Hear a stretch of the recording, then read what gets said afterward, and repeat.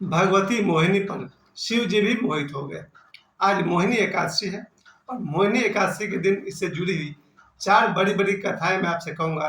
एक राहु और केतु का होना, दूसरा राधा जी का जन्म होना और तीसरा भगवान शिव और विष्णु से जो पुत्र का जन्म होता है वो, और साथ ही एकादशी का मोहिनी एकादशी की कथा। इन 4 बातों को हम लोग एक साथ लेकर चलेंगे। तो सबसे पहली बात कि आज का दिन मेरे लिए बहुत ही सौभाग्यशाली रहा, क्योंकि आज मुझे गिफ्ट मिला है एक बाइक। अभी मिला है 5 मिनट पहले, इसलिए ज़्यादा मैं जानता नहीं हूँ अभी उसके बारे में बाद में बात करेंगे। सबसे पहले कि इस दिन मोहिनी एकादशी के दिन मुझे इस बाइक का मिलना, मेरी तरफ से भगवान विष्णु को बहुत-बहुत कोटि-कोटि प्रणाम। इन्होंने मुझ पर इतनी कृपा की। ये मोहिनी अवतार भगवान विष्णु ने लिया ही तब था जब समुद्र मंथन के दौरान, आप सभी उस कथा को जानते हैं, समुद्र मंथन से जो अमृत निकला उसे दैत्य छल से लेकर चले गया। देवताओं को तो मिला नहीं।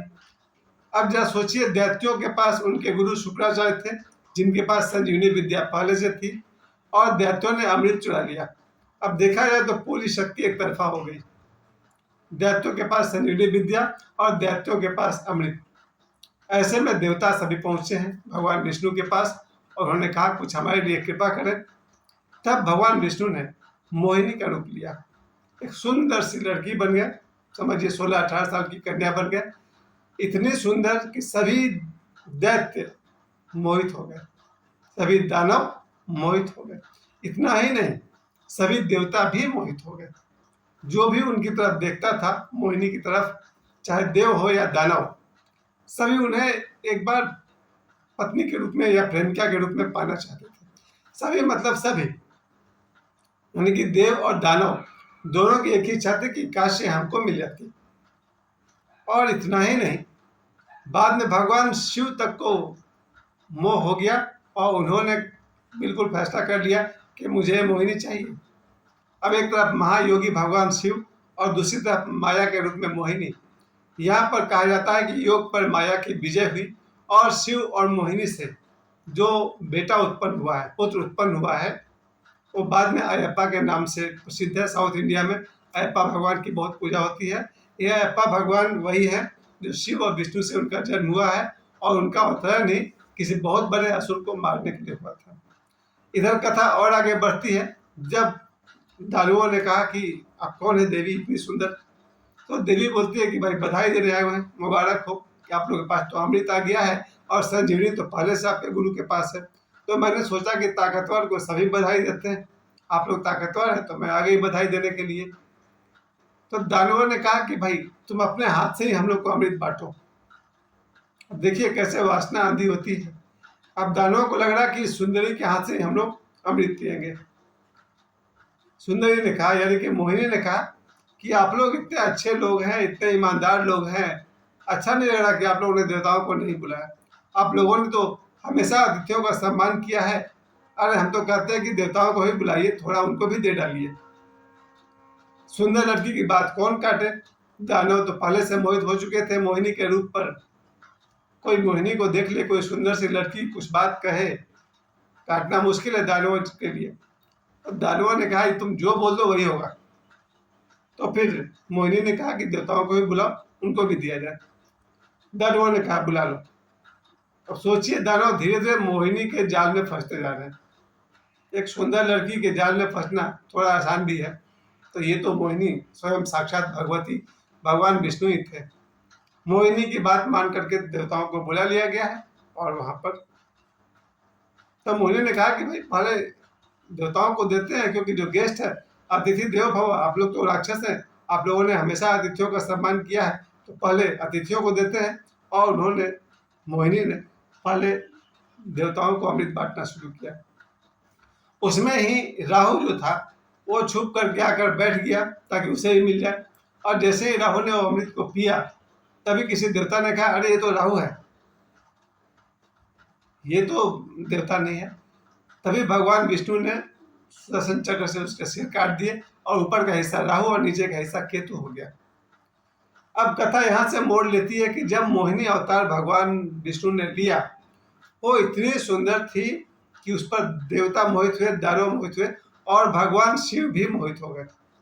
भगवान शिव जो हमेशा से पार्वती के प्रेमी रहे, पार्वती के पति रहे, उनके लिए गौरी, पार्वती, भवानी सब कुछ थी, वो शिव अपनी पार्वती को भूल करके मोहिनी के प्रेम में पड़ गए।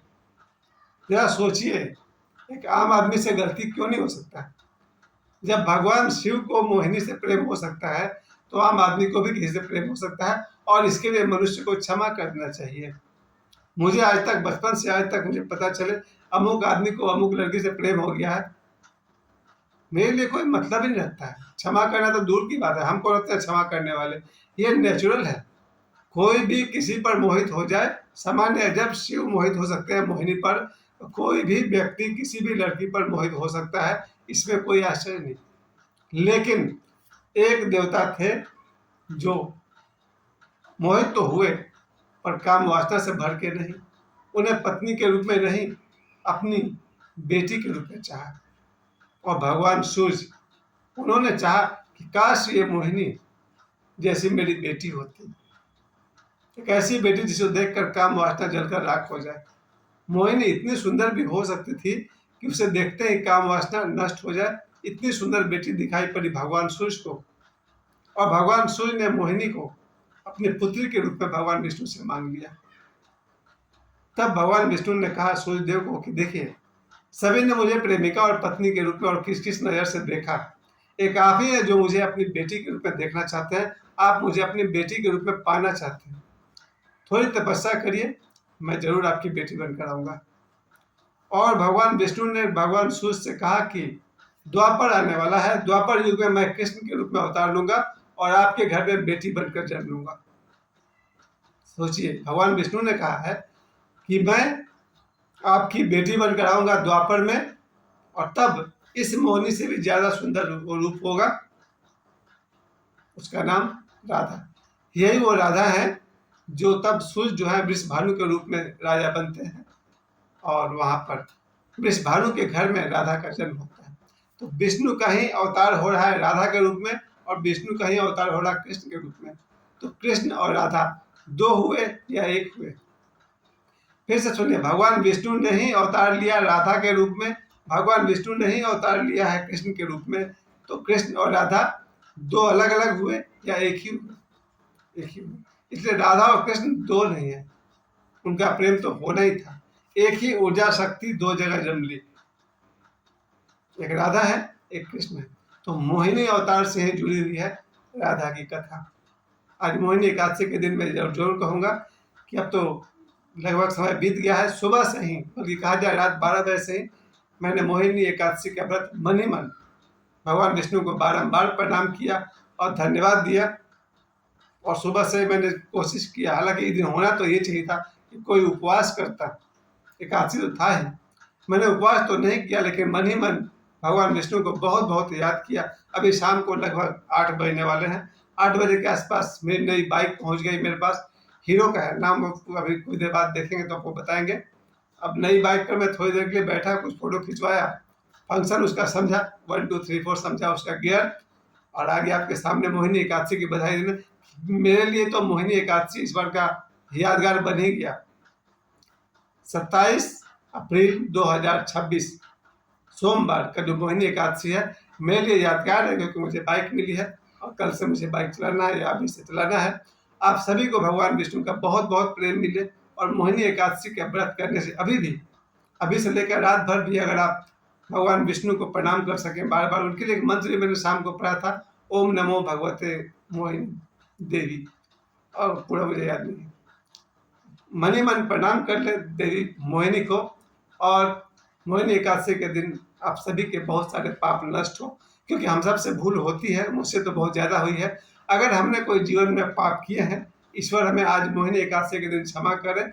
और मोहिनी एकादशी के दिन मैं ये भी भगवान से मांगता हूँ, मुझसे जीवन में पाप न हो, एक भी पाप न हो, भूल हो, गलतियाँ हो, पाप न हो। भूल का पश्चाताप है, गलतियों की माफ़ी है, लेकिन पाप के लिए तो सीधा दंड ही भुगतना पड़ता है। मोहिनी एकादशी की आप सभी को बहुत बहुत शुभकामनाएं। अभी भी रात के 8 बजने वाले हैं। आप सभी विष्णुमय हो जाएं और भगवान विष्णु के मोहिनी रूप को देखें। हर तरफ भगवान विष्णु ही हैं। भगवान विष्णु का मोहिनी रूप पत्नी में भी दिख सकता है, बेटी में भी दिख सकता है, प्रेमिका में भी दिख सकता है। सब जगह वही विष्णु ही समाये हुए हैं। मोहिनी एकादशी की आप सभी को बहुत बहुत हार्दिक शुभकामनाएं। धन्यवाद।